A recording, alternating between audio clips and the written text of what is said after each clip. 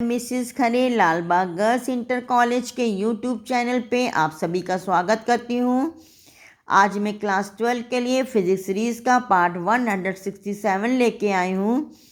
आज मैं बताऊँगी explanation of refraction of waves by Huygens principle of secondary wavelets.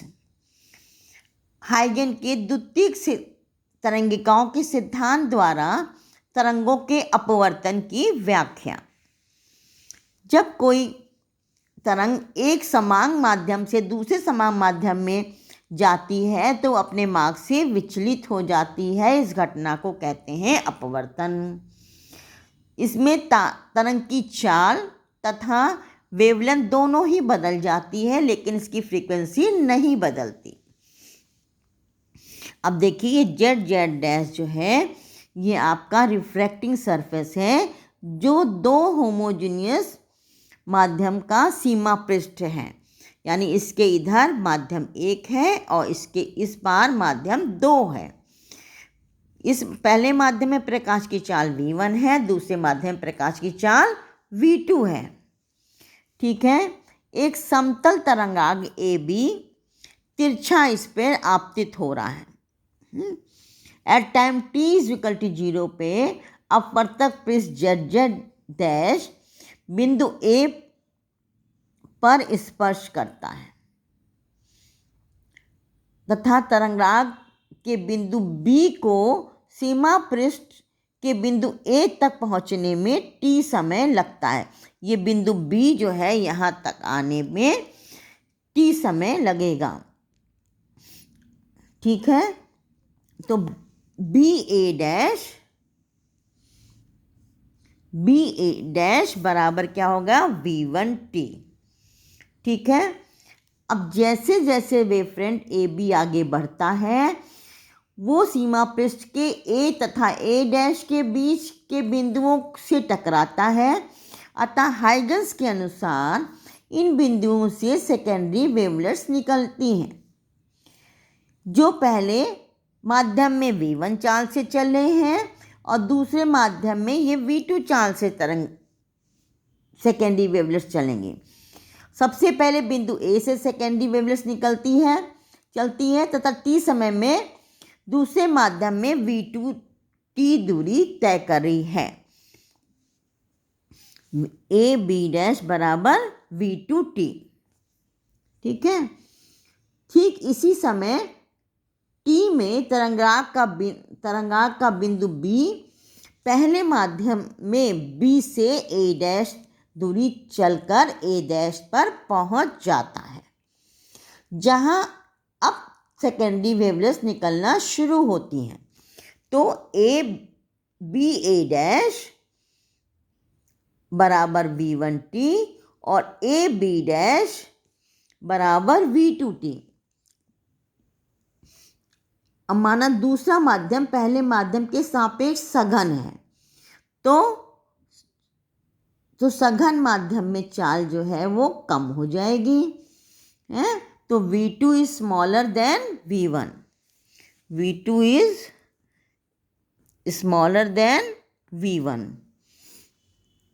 अब AB डैश का मान BA डैश से कम होगा। ठीक है।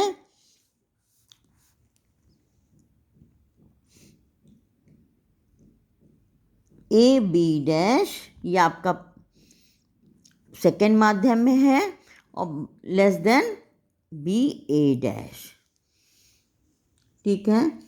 अब बिंदु A को केंद्र मानकर AB डैश त्रिज्या का एक गोलीय चाप खींचते हैं। ये आपका इसको केंद्र मारकर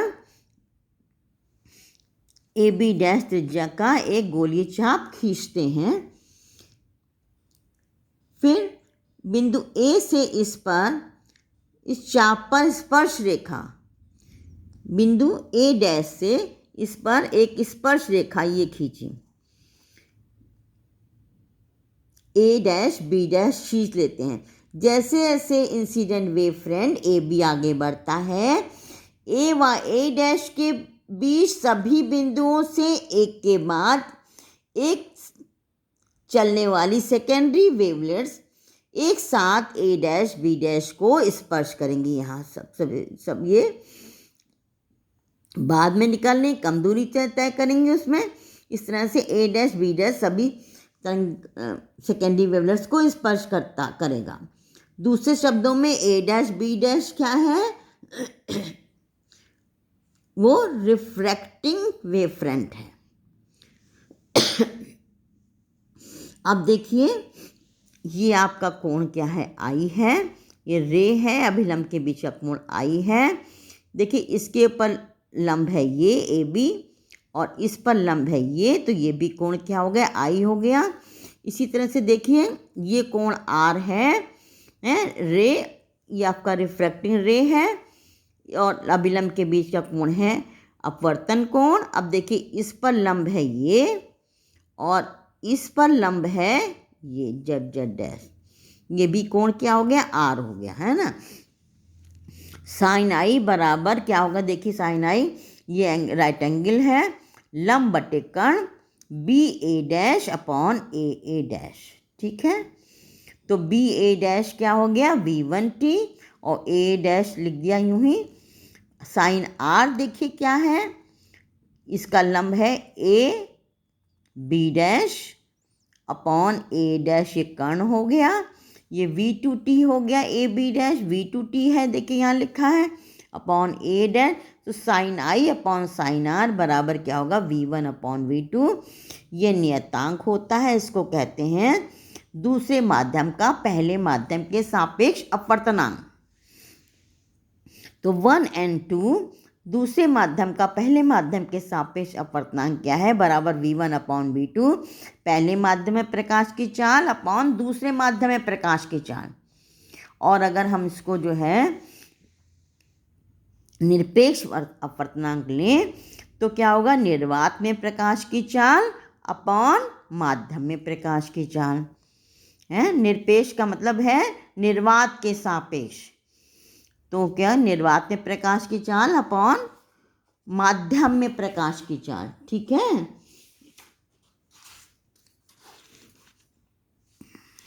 तो निर्वात में प्रकाश की चाल क्या होती है? C होती है बच्चों, है ना। निर्वात में प्रकाश की चाल C होती है। आज के लिए बस इतना ही, मिलते हैं नेक्स्ट पार्ट में।